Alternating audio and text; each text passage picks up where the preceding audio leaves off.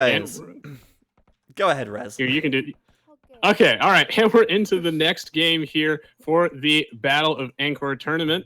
This is going to be TaToH versus Slam on the map Valley. Yeah, that's right. And this is an elimination game as well. We're currently now in the lower bracket, which means whoever loses this game will be going home, leaving the tournament in 7th/8th position. Sadly, we already saw Fire eliminated earlier today. This tournament is pretty brutal, but before we know who's going to be eliminated, we're hopefully going to have another fantastic game of Age of Empires 2. TaToH here, playing in the red. He's playing as the Burmese. And in the blue, on the other side of the valley, we have Slam. In the blue, yeah, playing as the Khmer. Indeed, indeed. So this is also not going to be a mirror match. This is going to be Burmese versus Khmer. If you guys haven't seen the previous game, we will have that on our respective YouTube channels. And it's an absolute must-watch. That is going to be TaToH versus Nikov on Arabia. And this game I expect to also be quite good as, yeah, it's not going to be a mirror match. Burmese versus Khmer. I'm looking forward to this one. Yeah, of course. I mean, I love seeing these non-mirror matches. That's definitely a plus. And I think we'll start to see more non-mirror matches as well, because we actually changed the way that the civs picks and bans happen. We actually make it now so that each player bans one civ, and then they have to choose one of the remaining civs that are left. So we should see more non-mirror matches. And Burmese versus Khmer. Now, we saw the Burmese in action last game. They were played very well by TaToH. But this time around, we're going to see the Khmer. And we're going to see them close up and personal. So far, the only new civilization we have not seen so far is the Vietnamese, I believe. Why do you think that is? Yeah, interesting, actually. I don't know. I mean, the thing is, the Vietnamese, I guess they've been banned because I think everyone's been banning the Vietnamese because they're genuinely a good civ. Especially when you consider these guys, these players, they all love their archers, right? These guys love making archers, they love making crossbows, they love the micro that comes with it. Look at Slam microing his scout to block this boar, for example. Like, anything with a bit of micro, these guys are all over it. And the Vietnamese are a fantastic archer civilization. Their archery range units get 10% extra HP in Feudal, and then an extra 5% in Castle, and an extra 5% still in Imperial. It's very comparable to the Mayans with their plumed archers. What they don't get, really, is any eco bonus, I feel, and that might be the reason why they're losing out here. Oh, definitely. And an interesting thing about the Vietnamese is that their extra HP applies to all archer range units. So that's archers, cavalry archers, and skirmishers. And the Vietnamese also get that Imperial skirmishers, their secondary unique unit, which also benefits from that extra HP, which is quite nice. However, in this game, though, it is going to be Burmese versus Khmer. The Burmese are a fairly well-rounded civilization. They have a little bit of everything, although they do have an absolutely awful archer range in the late stages. And then we have the Khmer, which are a very siege-oriented civilization with excellent elephants. Yeah, and I really hope we see those elephants here. I mean, I totally think the Khmer possibly the best elephant civ, but also, I mean, they have good siege, but more specifically, they have good scorpions. And, I feel like the scorpion is one of the most underused units in the game, and usually for good reason. The scorpions, 9 times out of 10, you see a scorpion, it's pretty underwhelming. But the Khmer have a few tricks up their sleeve to give their scorpions a much bigger kick. First of all, they strapped one to the back of an elephant, which isn't a bad idea, right? Certainly helps. And then they also have a technology which gives their scorpions a second projectile. So it's like a 2-for-1 when you shoot them, making them a lot stronger and certainly viable. Now, double crossbow is a really fun, unique technology for the Khmer. So their unique unit is the ballista elephant, like Zach said, an elephant with a giant scorpion taped to its back. And then so what double crossbow does is it makes their regular scorpions and their ballista elephants shoot 2 projectiles. The second projectile kind of fans out in a narrow cone, and it deals reduced damage, but it's still a colossal DPS increase, and it also allows them to just hit a broader area of units. So it's a really fun, cool upgrade. And they also have their team bonus, which gives all scorpions +1 range. So yeah, I would love to see some scorpions here. Those bonuses might be enough to, certainly make them potent, at least in the later stages. Oh, I agree completely, and I hope we see that. I would like to see that. Slam, though, off to a really good start, in my opinion. contrary to what the score says, of course, as always. Slam here actually stealing a couple of cows from, or if he didn't steal them, he certainly found them somewhere. And these cows are fantastic because they have 150 food. So they last a lot longer than a sheep. They have more food than a sheep. And that's always a good thing. I think TaToH might even try and steal the cow back here. Good for him. There we go. The cow is going to get denied though with that wall off, and yet it will get stolen back. So anyway, we're talking a little bit about Valley here for just a moment. Valley is it's a very interesting map. It's kind of like Arabia in that it's fairly open, so it can be kind of difficult to wall. That's of course not stopping Slam, as he is indeed walling up regardless. One of the reasons why this map is more aggressive than other maps is because there are so many deer in the middle, and that kind of drives players to try and take advantage of that by going for perhaps some sort of like aggressive 3 militia drush to try and take control of the middle. But it looks like Slam is going to be ignoring that entirely. Well, Rez, I mean, I was saying this earlier, but they've changed the map. I was saying, yeah, this is a really high aggressive map. Everyone wants to fight for the deer in the middle and the shallows in the middle. But then they added boar to the map, so no one has to leave their base. So in reality, the idea is that everyone's supposed to go for the middle and take the deer and fight for it. But in reality, everyone just stays at home, ignores the river, and just kind of plays a more defensive game, I guess, with walls, which is fine because this is actually one of the most viable walling maps of the map pack. Even though it doesn't look very wallable, it is still the most viable walling map. Arabia is typically less wallable, and Serengeti even less wallable still. And then you've got Water Nomad and Bog Islands, which are basically completely unwallable. Like, one way or another. Yeah, you know, when you put it that way, actually, almost every map in the map pack is actually completely unwallable. So even though Valley is a relatively open map, this one is by far the most defensive. It's interesting that, yeah, I do remember that we added the 2 boars, but I still feel like you gain a pretty big advantage if you are able to get those deer, and Slam just kind of forfeiting them. So TaToH has access to all of them if he decides that he wants to take them. We'll have to see. He has a barracks down, but it looks like Slam just content. Okay, so he's putting down 2 archer ranges. I think the reason that we won't see them going for the deer is because of the cows as well. The cows have so much more food in them. So I mean, I think that the initial design of this map is flawed in the fact that you have a deer patch at home, you've got 2 boar, and you've got cows. Like, there's no reason to go there anymore, which is okay. And actually, I'm kind of glad because it does actually give us a more sort of later stage of the game. We get to the later stages of the game a little faster. Let's put it that way. Slam. Yeah, with the 2 archery ranges, like you said, and actually using his unique bonus here, which is the fact that he doesn't need to build the barracks first. I like that.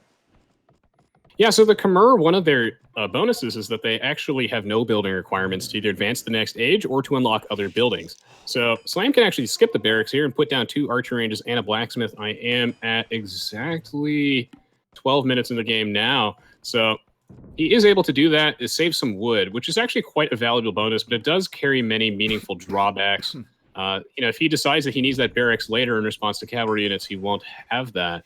Yeah, it's interesting, like you mentioned with the cows, that really the deer in the middle of the map actually don't have nearly as much value as you think with the boars and the cows.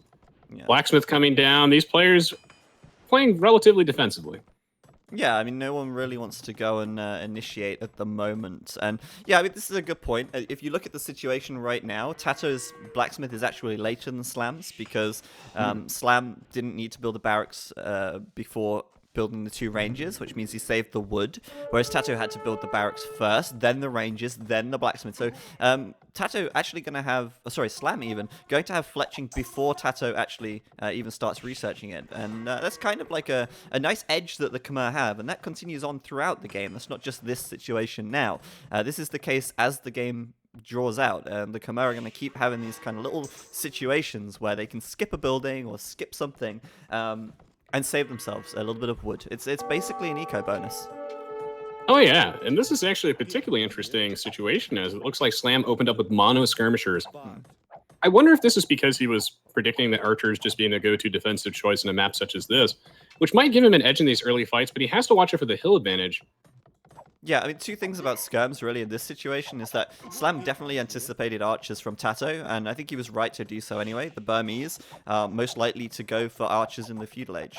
But also, skirmishers are more viable now because the cost to upgrade them is less. The elite skirmisher upgrade has Right. been reduced, and as a result, you can upgrade to elite skirmisher a lot easier, and it kind of makes it makes sense to mix them into your army now, and I like that because personally, I'm quite a fan of seeing mixed armies and stuff like that. I like that a lot.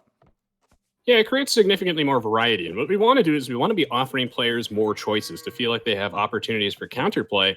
And speaking of counterplay, these skirmishers are just turning out to be quite nice for Slam, but he is repelled as TaToH does have a hill and a slight army advantage. He did get some idle time on those 3 villagers that had to build that palisade wall and then engage in that fight. But right now, it looks like we've reached a little bit of a stalemate. Still nothing but skirmisher production for Slam, which will slightly slow down his castle time, but we'll have to see if that matters. Yeah, I mean, arguably, I don't know. I think there's a case to be made that actually making skirms doesn't slow your castle time that much because as a result of making skirmishers, you compensate by adding more farms, which means that once you do wheelbarrow, you're actually able to go castle relatively quickly still. But what's interesting to me at this stage is they've both done +1 defense, so it looks like they're in this for the long run anyway. It looks like they're going to be having quite a good feudal war here, and I'm a big fan of that, to be honest. If this continues and Slam continues adding a lot of skirms, it's actually a natural response for TaToH to consider adding in some scout cavalry even. Yeah, and an extended feudal war mixing into scout cavalry, that will actually be the thing that slows down your castle age time. But absolutely. if the feudal war is going to go on for so long, then you might as well commit to that. I like this tower placement because this is going to be where a lot of the action is, protecting the stone, those gold. It kind of just zones Slam away from that, and he really doesn't want to engage when we have the hill advantage here for TaToH. And will Slam end up taking this fight? TaToH inching the line forward. Yeah, I don't think he wants to engage uphill, and especially now that tower's there as well. I mean, this is the thing about skirms, right? They're so good for defending, but when it comes to sending them out to attack, they are just so useless because they can't kill villagers. They do 1 damage per javelin to each villager, which means you need 40 hits to kill one, and that's just not good enough, I'm afraid. Slam, though, making nice use of this palisade gate here. I like that, and a bit of an engagement as well. What timestamp are you at, by the way? 1805. Okay. And I'm on exactly the same one, yes. Cool, yeah. Okay, so... Oh, this is kind of a dicey situation for Slam. I like that we see that TaToH is actually camping this incredibly tiny hill, which is very difficult to see on HT. It's just 1 tile. Just camping that, trying to get a good engage. Gonna zone him back. Slam has literally no archers in his army, but TaToH has a couple of them. He's not adding them either. He's actually idling his archery ranges now and going for castle here. He's seeded a lot of farms. He's sending vills out to gold. And, okay, now he's adding archers because he's a little late with the food. But if you could click up to castle earlier, he would have already clicked up. He's just lacking a little bit of gold right now. And it feels really stalematey at the moment. And personally, I like that. Oh, yeah. I mean, what Slam could do is he could walk all the way around this forest and try and get in there, but that's a huge risk. Not only does he risk getting bottled inside TaToH's own base and losing his entire army, but he leaves himself defenseless. Even though these players have their walls, they do have to watch out for those archers, which are, of course, able to poke the wood line on the other side of it. And right now, Slam really not able to get in here and accomplish too much. Will TaToH move out? Yeah, you know, I'm really curious about why he's going for full skirms here. I mean, I like it. It's good. I'm just really wondering what the thought behind it is. It's very Doubt-esque. It's very old school. And it's very Byzantine-esque as well. I mean, you'd expect this from like a Byzantine player. Wondering why he's going for this here. So far, I mean, it's not worked against him, that's for sure. But TaToH now actually pushing out as Slam clicks up to the castle age, and TaToH is yet to make that upgrade. And notice how Slam did not build the second feudal age building. He didn't need to build a market in order to go up. Oh, sorry, no. I messed that up anyway. He had an archery range and a blacksmith, so he had just 2 feudal buildings anyway. But he wouldn't have needed the blacksmith anyway. Yes. But crucially, he did skip the barracks. Yeah. And as we move on throughout the rest of the game, again, he still has no building requirements to advance the next ages. And here, I think it gave him a reasonably sizable early game boost, that 175 wood in the bank. Still, not too much progress here for Slam. He is on his way to the castle edge. TaToH just clicked up now. Yep. Neither player really content to engage, and TaToH doesn't want to leave this hill because it's so favorable to him with that watchtower and the elevation advantage. Absolutely, and I think right now TaToH has a larger army as well, so Slam doesn't want to fight this. Slam's going to wait for castle, wait for the upgrades, and then he might decide to push out. And in the meantime, I think that TaToH will have enough time to defend and get his own upgrades as well before Slam could be super effective. But let's see. I mean, Slam will be up first. He's still, I mean, not queuing archers right now. He's not queuing any archers. He's actually letting resources build up. And I'm wondering if he's just going to throw down a second TC or if he's going to go for a siege workshop and start making scorpions. Which I don't know if that's a good decision because of the huge number of skirms from TaToH, but let's see. I find it fascinating that he is not queuing up additional units at his archer ranges. He did get the elite skirmisher upgrade immediately and the bodkin arrow, but he feels as though he doesn't need to spend those resources. He's putting down a university. Oh, is this for like an early ballistics? I wonder what his plan is. Yeah, I think he's going straight for ballistics here. And, I mean, he's got a really good number of ranged units, so that's going to help. But, yeah, I mean, I don't know. It's cool. I like this. It's just, you know, the 100% skirm strat. I've tried it many times, failed it more than I can remember, and this is where the skirms actually get pretty potent. We were saying before how they were so bad at raiding, but now they're elite, and now bodkin arrow is done. Yeah, these villagers should be scared, and quite rightly, TaToH retreating them from this wood line as Slam starts looping around, and basically TaToH just waiting now until Castle Age comes in and he can upgrade his own army before he fights. This could be bad. This could be very bad for TaToH here. Yeah, TaToH fears the tech advantage. He is in the castle age right now, just desperately trying to stall so he can get an even footing with those upgrades. He's going to have to run away those lumberjacks, so we are getting some idle time on that economy. As soon as he gets those upgrades, I imagine that he'll engage and Slam will be boxed in, unable to retreat. Oh, run, TaToH, we'll run! See. Oh, no. Man, TaToH right now going for the siege workshop. It makes so much sense, but 2 villagers already down. Slam having a good effect with this raiding. But yeah, TaToH's now castle, and we're just waiting. Those upgrades are going to come any second now. But bear in mind, Slam has just researched ballistics, so this fight could really help Slam. Or that could really help Slam. Sorry. He's got the ballistics upgrade, which means now TaToH will not be able to juke those shots as effectively. A little bit of a dicey engagement here. Slam loses 1 elite skirmisher. By the way, hello, Joe, in the chat. See you there. And looks like... So the mangonel is going to be basically the great equalizer in the situation. But right now we see the battle happening without that mangonel coming down. That was a pretty close engagement. +2 defense for Slam, really allowing him to just come out on top, and now TaToH on the back foot. Yeah, and TaToH, every time he retreats, he's losing more units as well, so he's got to be very careful with these positioning of his units here. The mangonel coming out, though, I mean, against skirmishers, it's going to destroy them. Although, actually, tell a lie, since they have +2 defense, they can actually tank a mangonel shot, because they have 35 HP plus 6 pierce armor, which means that they can actually tank this, unless it's downhill. Which means the mangonel isn't as effective as it would be without that +2. They would die without it, but, you know, still, a mangonel is going to do huge damage, and it doesn't have to kill units to be effective. It can still just do a huge damage, and then the rest of TaToH's army can clean it up. So here's what's really sick about Age of Empires 2, besides almost everything, is that TaToH has used his house to, of course, box in Slam's army, and you see this happen all the time, putting down a town center on this gold. He does not want Slam to escape. This mangonel moving in, it's inevitable that Slam gets trapped in a corner unless he can think of something. Yeah. And out micro TaToH here and take out that mangonel. He's got to juke this really carefully, but he's walking into range. Will there be a mangonel shot? It misses, it misses. He's got another one coming out, though, and this is the thing, you're totally right. Slam is getting walked into a corner here. TaToH with a second mangonel is almost guaranteed to take that army out, but Slam on the front with a few raiding skirms might be able to distract TaToH's attention, I don't know. But for now, wide stance for Slam, he knows the score, and TaToH going to be trying to pin him in there. He knows he's there, he knows he's got no escape, and with that, he can actually rest kind of easy. This is kind of peace of mind for TaToH now. He knows where Slam's army is. And, you know, that's a really nice thing to have in this game. Knowing where your opponent is. It gives you such a good feeling. That it does. All he has to do is just patrol his troops in this area, and then he has nothing to worry about. He is walking up to that mangonel that has the hill, but the mangonel will not attack yet. You know this is a good game of Age of Empires 2 when you use the phrase raiding skirms. Yeah, Slam trying to apply some pressure at the front. you don't say raiding skirms very often. Slam here actually adding in his third TC now and starting to switch more crossbows into his army. I like that. But this is a kind of a pincer here. Slam, he's got to make a move. Nice split. Oh, Great micro wow. from Slam there. Well calculated, well timed, and duking that first shot. Fantastic from Slam. Great micro. Yeah, that was a truly excellent split, making use of the formation change on his army to avoid that mangonel shot. Would have been devastating. Slam actually changing a lot of his villagers off of farms onto other resources, also applying some pressure at the front.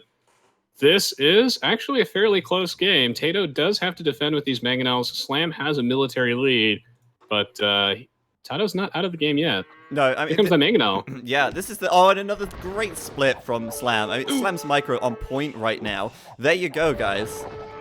And another one. Oh my he God, gets another doing it again. excellent split. Look at this split. Oh, jeez, this micro is so good. Slam. Oh, jeez, that is amazing. And who said you couldn't micro? Who said you couldn't micro in HD? Wow. I was just about to say that. Flawless execution here from Slam. Dodging almost each and every one of those mangonel shots. And I think he's going to take out both mangonels and so much of TaToH's army. God, that was such a great exchange for him. That army was boxed in and he got the maximum amount of value possible out of it. Jeez, Slam, that was insane. That was so well done. So well done. And Slam just showing off his skills there. I mean, he's just showing off. But seriously, like exactly what you said. He got the maximum value out of that army. It was trapped, and he could have died and done nothing. He could have died and killed some army, but he died and killed the two most valuable units that TaToH's made this game. God, when you lose a mangonel, that is such a blow to your economy. It costs so much wood, so much gold. It might be the great equalizer, but you can't afford to lose it, and that's why we see TaToH repairing his mangonel. Slam going to back up here. I think that this is a fight that he's not necessarily comfortable taking, and I would agree. And I think that TaToH is going to back up. Meanwhile, Slam looking for another opportunity on the bottom side of the map. But TaToH comes prepared. He does have a house wall that will be very difficult for that group of archers to get through. Yeah, I agree. And you know, I hope someone clipped that. I really hope someone clipped that. That was just fantastic micro. And just great. So seriously, since we've started casting these games, like, how good has this been? Awesome. It has been absolutely amazing. The game before this was so good, and this one features some also excellent play on both sides. Yeah. TaToH slowly bringing the score gap up, by the way. Yeah, I mean, for now, I do feel like TaToH is falling behind, though, and you know, he's up to 3 TCs. Slam is also up on 3. But we saw this in the game versus Viper. TaToH was playing very defensively. Like, the whole game, he was just defending. He never got a chance to really push out and counterattack. And, yeah, I mean, Slam right now looking pretty good, to be honest. A castle coming out on the front here. And I think Slam won't be far off from going imp either. There you go. Nearly what I like about these games with a relatively slower, more defensive opening like this is we still get action, but as the game drags on, we're more likely to see the things that make the new Rise of the Raja civilizations unique. And with the castle going down at the front for Slam to protect those 2 town centers and help them provide a little bit of pressure, we could see some ballista elephants, fingers crossed. Yeah, I actually completely agree with you. The longer the game goes, the more unique these civilizations become. Because, you know, more of those unique units become available or viable. More unit choices and unique technologies become available as well. And it allows these civilizations to shine. Slam, clicking up to the Imperial Age now. And I wonder what his long game is going to be. The Khmer do not have Arbalest. So there's no use for Slam to just make crossbows all day. In fact, he's basically not using his archery ranges at all now. He has to transition into something. What is that something? That ballista elephant's on the way out. I forget who pointed this out earlier. It might have been you. Ooh, that mangonel shot going to miss. Is that the Khmer actually have a much more limited tech tree than it seems. Ooh, that's a good mangonel shot. Damn. Nice shot, yeah. Yeah, they have seems like a relatively limited tech tree because they don't get champions, arbalest, and paladin, and hussar, I believe, those are all significant losses to have. They make up for that, of course, with an incredibly powerful siege line and a very intimidating death ball with things like ballista elephants, heavy scorpions, bombard cannons, hand cannoneers, halbs, etc. Yeah. But in the early Imperial Age, they don't actually have that many power units. Yeah, I think I saw a decision, and he was saying the kind of unit composition we should expect is kind of like hand cannons, haubs, Yeah. you know, the gunpowder. But then, you know, these elephants, I'm really interested to see how they're going to go. Slam's saving up for another castle now. He's going to place that probably right away, actually. I see his villagers here going to be moving over to place it down. And I don't know how much he's going to be able to commit. How much do these ballista elephants cost? Could you maybe check the tech tree for us, or maybe you know? Oh, no, I'm going to try and do it off memory. I'm going to on. say 110 food and 80 gold, and the Castle Age one is 250 HP, 3 pierce armor, and 8 attack. I And think I'm gonna that's check slightly off. I that. think they have 6 attack. Oh no, they do have 8 attack. My bad. Well, good remembering. Oh, wait, did I say 110 food? Apparently it's 100. Okay, so it's All 100. right, close enough. 100 food, 80 gold. So 100 food is half of the food cost of a Persian war elephant. Yes. And they have just under half the HP of a Persian war elephant with the... Well, an elite war elephant has 600 health. The ballista elephant has 270, and I think it goes up to 290 at elite, if I'm not mistaken. I think you're right. Yes. Really, what I want to see is this unique technology. I want to see these double shots coming out from this. It doesn't become available until Imperial. The question is, will Slam research that? Let's watch the castles closely. I don't think he's got the resources for it right now.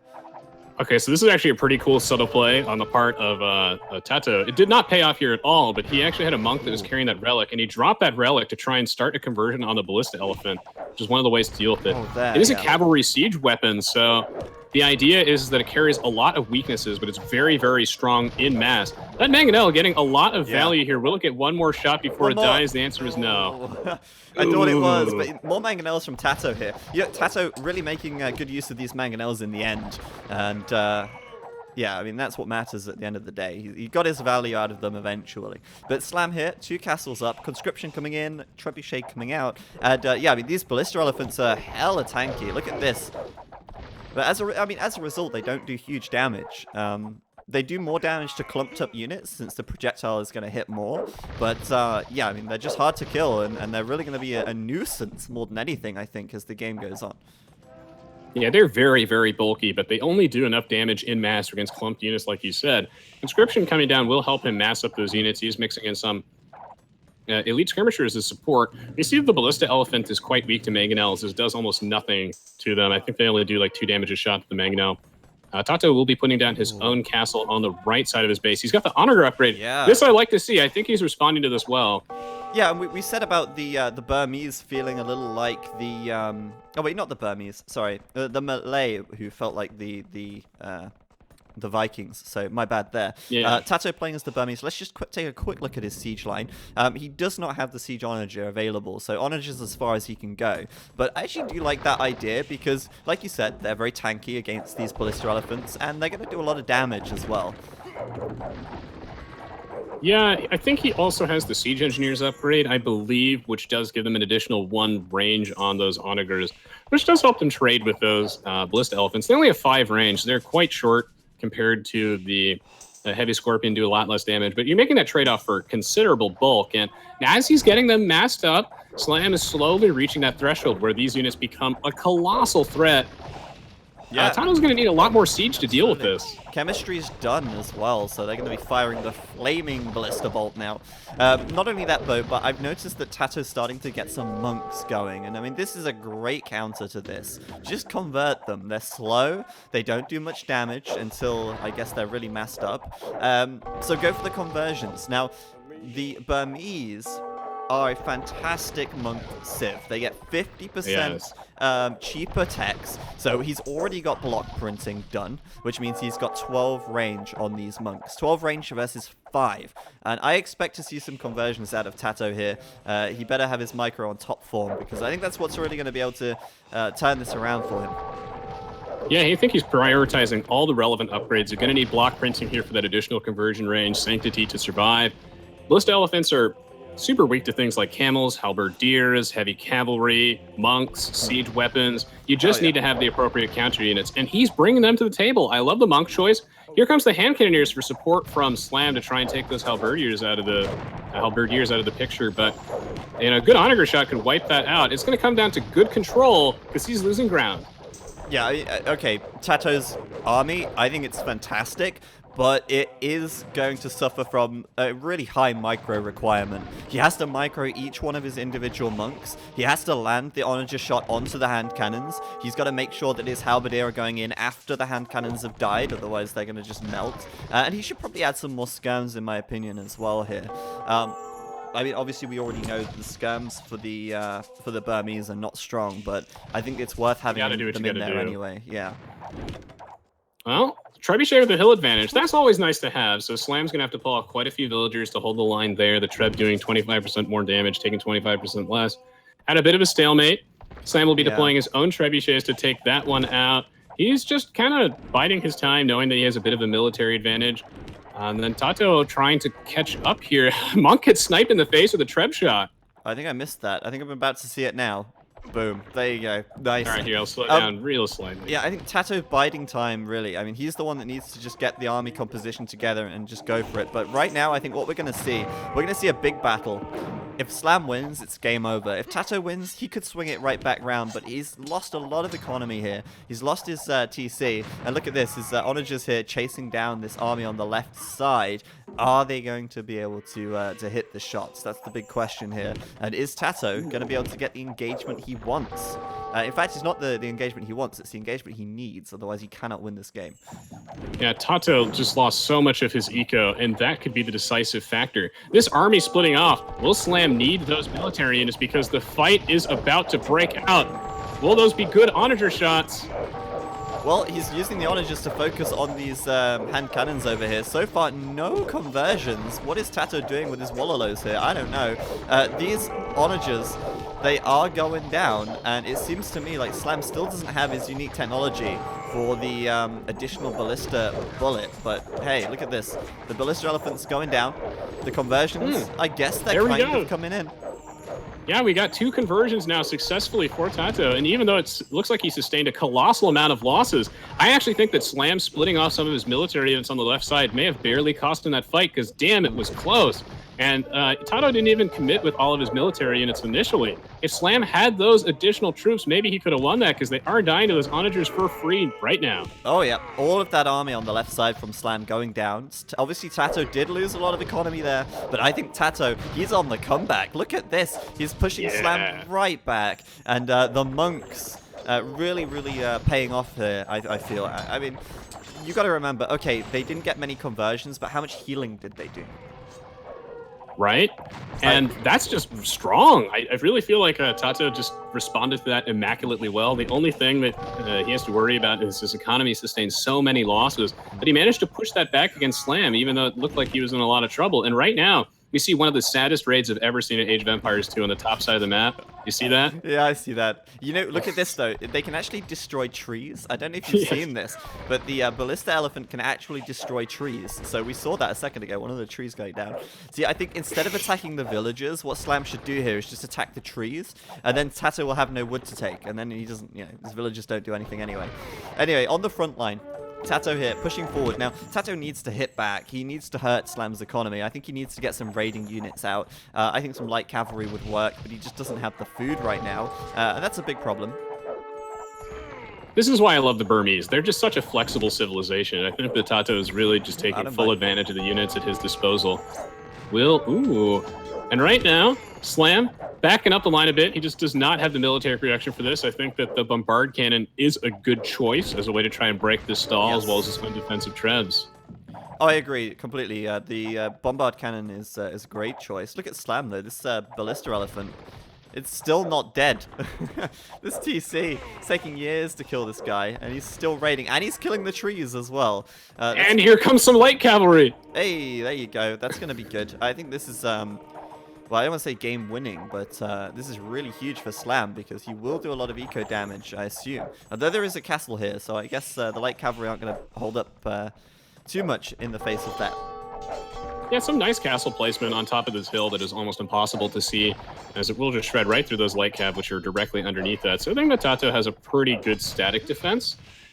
What's interesting here is I feel like Slam is just missing so many upgrades in his ballista elephants that they're really not living up to their true potential. He has siege engineers now, which gives them the crucial 1 extra range, but they're not elite yet. So they're not as bulky, they don't deal as much damage, and double crossbow is kind of one of those things that makes the Khmer feel so strong as a civilization. So I'd love to see that come into play this game. Yeah, I think that's one of the crucial things he's missing, and at this stage he's already lost most of his Ballista Elephant. I don't think that Slam is continuing to build those units anymore, and even if he was, I don't know how long he can sustain it for either, as the gold starts to run low for both players. So, I mean, Slam's in a good position still. I think he's just trying to focus now on kind of raiding more. Like you said, there's TaToH reasonable static defense, and now TaToH's got a little bit of map control back. He can start collecting the relics as well. And if we look at TaToH's monasteries, you can see he's only collected 1 relic so far, but he can still see them all, so he's going to want to try and grab them if he can. I find it funny how few real military units that TaToH actually has. It's like almost exclusively siege weapons and monks. He has a couple halberdiers. Slam on the left side, he's up to something. He wants to secure that stone mine and apply a lot of pressure. These are pretty weak walls, and with some stables, a siege workshop, and a castle, should be able to eat right through them. We have to keep our eyes peeled. And on the top side, some more light cavalry coming in for raiding. Yeah, I think it's all about getting the raiding going for Slam right now. If he engages TaToH's army head-on, he's just going to get converted, right? So you just take out TaToH's eco, then deal with the army. I think that makes a lot of sense, and I think that's why he's also put the stables next to his castle here, so he can break the walls down and go in. But TaToH could always eat away at the front of Slam's base, and we are sort of seeing that here. The trebuchets deploying, and Slam having to put a lot of villagers onto that castle to repair. This is a good play by TaToH, and I feel like if this raiding isn't too effective, then TaToH will be able to hold on for a while and maybe even push this one back. Raiding carries a lot of meaningful drawbacks, as we can see. Slam kind of missing that military population. Raiding on the top side, raiding on the bottom side. That only works when you have enough of a means to stall without those military units at the front. You have enough of a static defense, and Slam trying to make do with what he has, but there's so many trebuchets out for TaToH. He's applying so much pressure. Slam has to repair this castle. He might barely be able to hold the line. The light cavalry are into the economy on the bottom side, too. I think ultimately the raiding will be better because, I mean, when you raid, you directly go to your enemy's economy and you directly kill their economy. With TaToH's slow siege, he's got to break through the buildings first before he can really be a threat with this army. If TaToH was instead raiding, then, you know, he'd be killing villages of Slam right now. It's the other way around, though. You know, Slam's the one doing the raiding, he's the one getting the eco kills, and as long as he keeps his castle alive, he's stalling TaToH and he's hurting his eco at the same time. Now, I said that TaToH had some fairly decent static defense, but he certainly does not on the left side of his base, which is where now he's sustaining a lot of losses. He's finally dropped below 200 population. He has to put down a bunch of emergency barracks, which is going to take time away from applying pressure on the top side. Slam trying to counterattack by picking off a couple of onagers with his own light cavalry, and Slam kind of holding on if he can take out these 3 battering rams. Actually, that was a good fight for TaToH, I think. I mean, it's always hard to weigh it up at the end. He got a few conversions, he kept an onager alive, he killed a lot of hand cannons, and he will take down that trebuchet and probably now the castle as well. This is good for for TaToH right here, but on the other side of the map, yeah, TaToH is being raided pretty hard. He's making halbs now, so he has got, like, that static defense once again. The halbs, of course, being that static defense now. It's a close battle, but TaToH just barely holds on. And what really matters is that those trebs survived and Slam lost his own. Battering rams having an attack bonus versus all siege weapons allows him to take those out for free. And now Slam running out of static defense to hide behind, and as a result, he's not really going to be able to do that much raiding, and we see his raid petering out too. TaToH pushing ahead, still behind in score, of course, but he's moving the line forward. Yeah, Slam actually doesn't have any army really here on the front anyway. He's got a few halbs coming out, and that's basically it. But I guess at the same time, where's TaToH's army? Does TaToH actually have an army here, or is it just monks and siege? I guess that is an army, right? But it's just monks and siege, and that's enough, it seems, for the time being. Well, neither player has a particularly threatening army. The real thing that's driving this game forward are those trebs, which just have survived. Slam needs to mass up enough light cavalry to pick those off if he wants to stay in this game, even putting down a bunch of forward farms on the left side near TaToH's base. Yeah, and TaToH's going to see that and send some more Haubs over there to raid it. I actually feel like TaToH is in with a real shot here. He's actually about to take the score lead, I think, for the first time this game, almost. And he's just cracked open Slam's base. He's got a free and easy path into the center of Slam's economy. But first, yeah, he's got another castle to deal with, and I have no doubt he will take that castle out as well. Yeah, Slam just has no military in it, so he's looking for an opportunity to snipe those trebs. You saw that. He was moving in with those light cavalry, but immediately gets denied by a couple of halves and a Rambai and a bunch of monks threatening to get that conversion. Yeah. Another castle about to go down, and Slam falling apart at the seams. His attack in TaToH's own base is going okay, but not well enough because he's losing his own base at the front. Well, the problem is he doesn't have enough siege to support it yet. I mean, the cap rams are coming through, but he has started adding hand cannons now, which I think is a great choice since the hand cannons can actually deal with these Haubs, which have been working very well so far. But, I mean, this is a small portion of TaToH's economy, and TaToH, meanwhile, is really going to town on Slam's economy on the front here. I don't know how I feel about this. It's a little concerning. Even getting a good conversion on a bombard cannon there. Is TaToH going to do it? I mean, I feel like it's almost a little bit of a base race here. It is a bit of a base race, but I think it's one that favors the player with the stronger siege line. What I like about this game and the previous one is we really see, all the aspects of the new civilizations. In this one, it's a lot of halberdier spam on the part of TaToH, and they actually have some of the better halberdiers in the game, because in the Imperial Age, they get +3 attack for free for the Burmese. He's missing a lot of blacksmith upgrades for them, but they're still quite strong on their own. Yeah, actually, when you think about it, that last game, we saw the Burmese as well. I think that was in the hands of Doubt, right? But it was a completely different playstyle. I mean, Doubt's playstyle last game with this very same civ that TaToH's using now, hardly any crossover in the units that they've created. Like, literally, and that makes me so happy. Yeah, I mean, this is fantastic. The only common unit that they made was Trebs and light cabs. This game, we've got mass monks, we've got onagers from TaToH, and we even got the Haubs as well. I like it a lot, and I feel like TaToH's really on the path to victory now, seriously. He's pushing this back on the left side, but look how much progress he's made into Slam's economy. Slam losing another TC, and he's going to lose more villas as well, or have them converted, whichever TaToH decides, I guess. This base race is going absolutely horribly for Slam. He's trying his best to push on the left side, but losing his own base, losing all that economy. He has so many two-handed swordsmen at the back, but the Khmer don't get champions. So this will not be that strong, but maybe this will be enough to repel it. This game is not necessarily over yet. Slam only at 163 population, so all's not lost. Into the onagers, they take a huge amount of damage. Never mind. Here. Slam, though, I mean, going into two-handed swordsman, there's nothing wrong with that. But as you say, they don't get champion. This is similar to the play that Nikov made, only this time there are no opportunities to make these two-handed swordsmen free from gold cost. So I feel like at this stage, it's going to take quite some work for Slam to pull this one back, and a fantastic play from TaToH, honestly. Those two-handed swordsmen are trying to kill that ballista elephants. They're clumping up and just dying to that onager shot. All Slam needs to do is remove these siege weapons, and he just needs to finish that last onager, which he will be able to do. This buys him some time, but these are two-handed swordsmen, not champions, so they're not actually that scary in their own right. He will be pushing this back despite missing a ton of upgrades. This game's not completely over, but TaToH still has his trebuchets, and that's what's going to seal the deal. Yeah, not only that, but TaToH now finishing Hussar, so he's going to start raiding Slam's economy a little bit more. And also, we remember from last game that Arambai was really good at dealing with those two-handed swordsmen. Now, I think it might be a little late for TaToH to actually switch into Arambai now. He only has one castle as well, so maybe it's a little late for that, but I feel like he's so far ahead at this stage anyway, that he should be able to just seal the deal by raiding now, and it looks like it's going to be very effective raiding. Although saying that, he could just be about to lose all of his trebuchets right here. This is bad news. You know you're in a good position when you force your opponent into units that are just so suboptimal for their civilization, that are missing all these upgrades.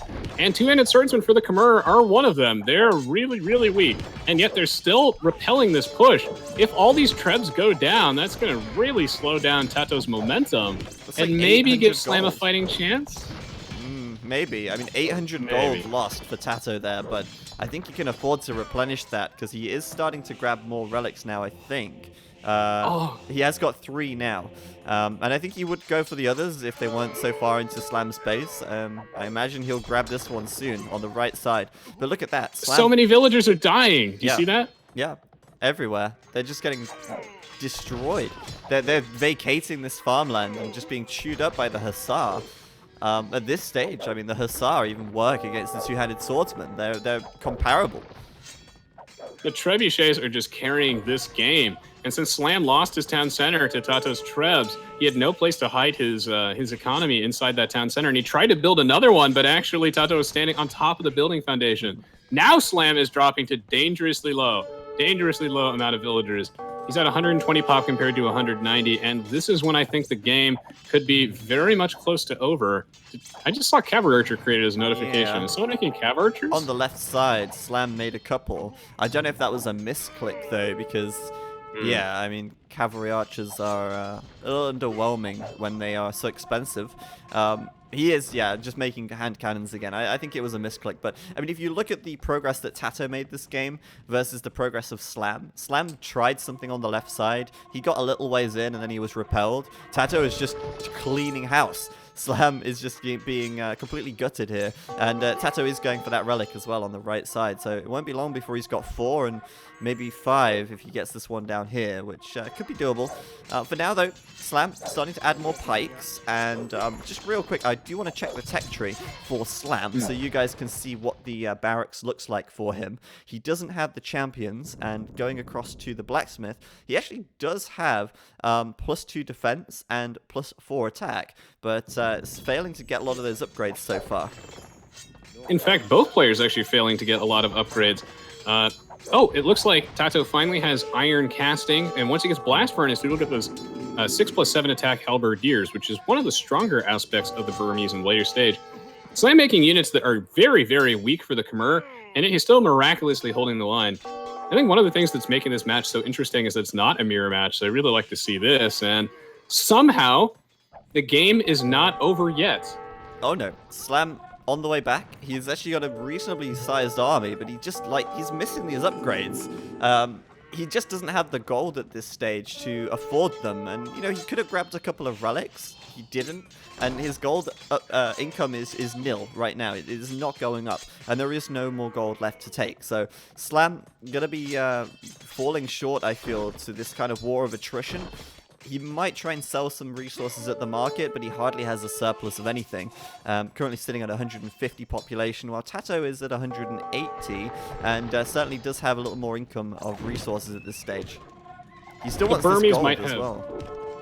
That he does, as we're in the later stage of the game, where it boils down to a trash war, where people try to take advantage of their halberdiers, light cavalry, as well as their elite skirms. And even though the Burmese have elite skirms with only padded archer armor, they have absolutely excellent halberdiers. They have respectable hussars, and really the Khmer just kind of fall flat in that regard. Really just not making units that are strong for that civ. He is taking this fight on a hill, getting absolutely shredded by this watchtower. He will be able to kill that onager, I think, but he's lost most of his army in that fight. Yeah, I think the onagers there were huge.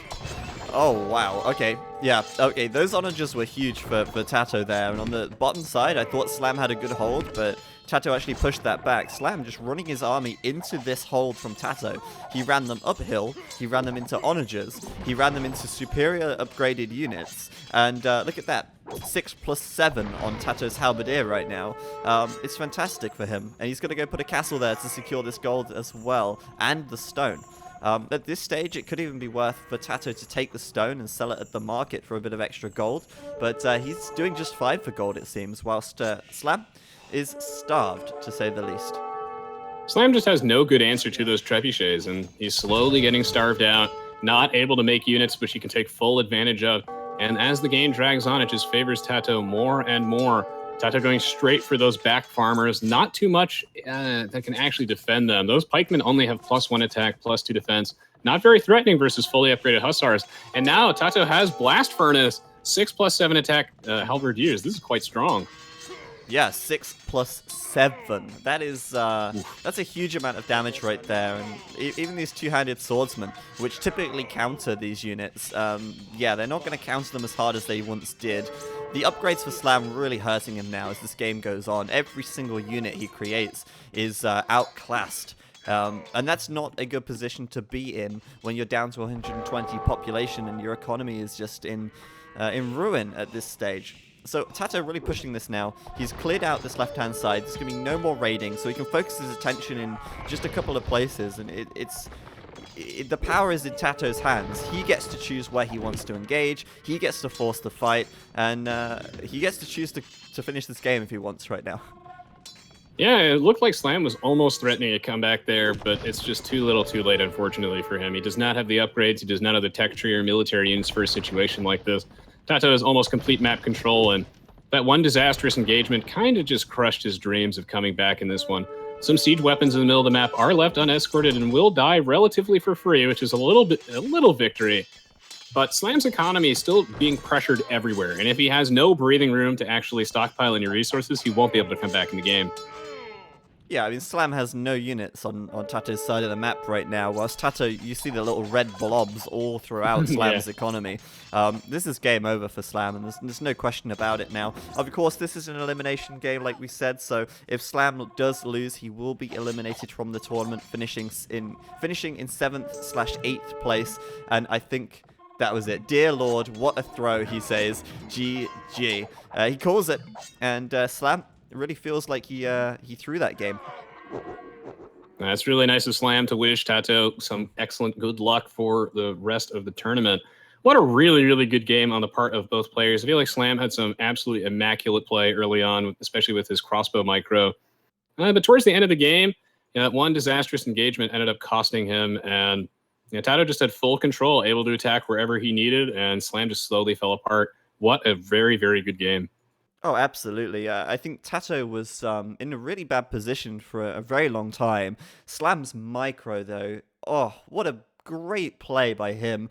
And, it just goes to show how hard TaToH fought that game back. Because Slam, he played very, very well. Like you say, he played so well in the early game, but it just kind of fell apart as time went by. And once again, the relics for TaToH really giving him that late game sustainability that you really need.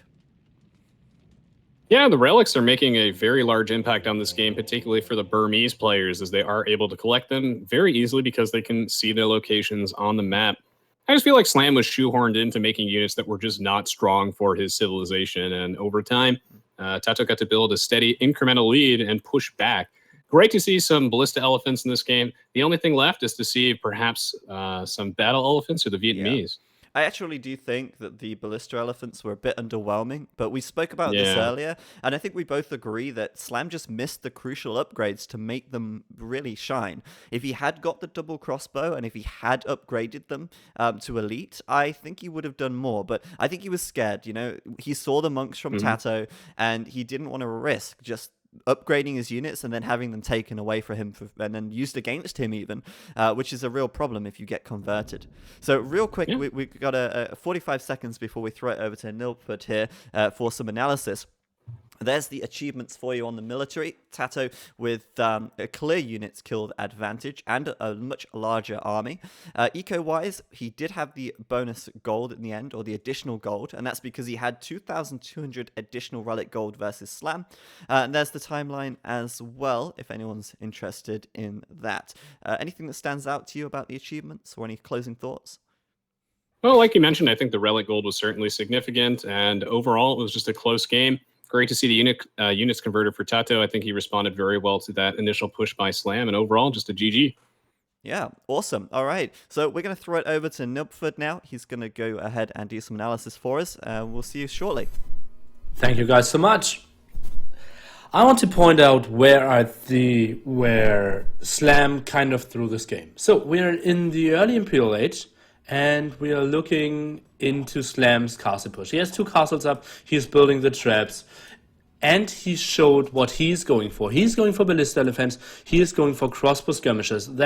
He showed the upgrades at the side, and TaToH defended this here, just shortly before. And now we get into the phase that TaToH knows exactly what Slam is going for all the time. He sees traps, he sees the tech of archery ranges, he knows all the upgrades are coming, and what does Slam see? Slam sees 2 siege workshops. and a barracks. That's it. He's trying to raid with one ballista elephant at the side, but he has no intel at all what's coming up. And all the tech is up here. Look at this. Monks, barracks, castle coming up, siege workshops, and Slam has no idea. All this time, Slam is showing his Imperial tech, and TaToH isn't. And therefore we just go into a very uneven composition. Look at this. Slam had now basically the counter to halberdiers, champions, vote riders, berserkers and such, just infantry. And now he's even adding hand cannoneers. This isn't the greatest composition ever. He's just countering military and now countering military again. And TaToH just has the beautiful, he's buying time, building onagers, traps, skirmishes. At this point, Slam needed to either go for onagers as well, maybe light cav, or maybe bombard cannons. But adding hand cannoneers was just like doing the same unit twice. And yeah, from here on we see that Slam, although he had an advantage, was now trying to go for the attack, but it was all out onagers, prepared monks, and yeah, just the vision and the knowledge for TaToH was so superior that he could take this fight. Now Slam is going for this fight, but losing everything because he's heavily outcounted. Now trying to go for the ballista elephants, but they aren't too great against mass monks, as you can see. Convert now. Onagers are killing everything, and yeah, hand cannoneers are dying against onager shots as well. So that was the main problem. Slam not knowing what he was playing against, and just going for the same unit twice probably, and just got totally outcounted here. And TaToH, nice switch, nice patience as well. He lost lots of his army, lots of his base as well.